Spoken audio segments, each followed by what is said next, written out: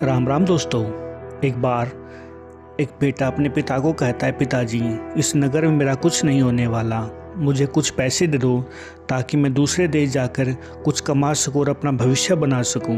तब उसका पिता कहता है कि मेरे पास कुछ कीमती चीज़ तो है नहीं, बस तुम्हारा पुश्तैनी एक तराजू है, उससे जो पैसा मिलेगा वह मैं तुझे दे दूंगा और महाजन के पास जाके देखता हूँ उसको मुझे कितने रुपए देता है।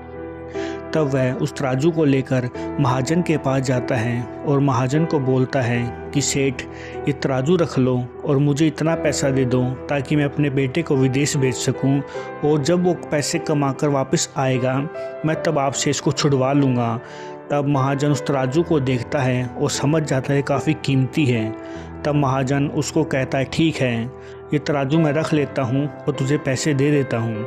तब महाजन उसको पैसे दे देता है और वो अपने बेटे को विदेश भेज देता है। उसका बेटा विदेश से काफ़ी धन कमा ला के लाता है और कहता है कि पिताजी अब आप उस महाजन को पैसे दे दो और अपना तराजू ले आओ। तब वह महाजन को पैसे देने के लिए बात कहता है और कहता है कि मुझे तराजू दे दो। तब वो महाजन कहता है कि उस तराजू को तो चूहे खा गए, अब उसमें कुछ नहीं बचा। तब वो समझ जाता है कि महाजन अब उसको नहीं देगा। तब उसको कहता है कि मैं नदी पर स्नान करने जा रहा हूँ, राजू को भी मेरे साथ भेज दो, वो भी जाके स्नान कराएगा। तब महाजन राजू को भी उसके साथ भेज देता है।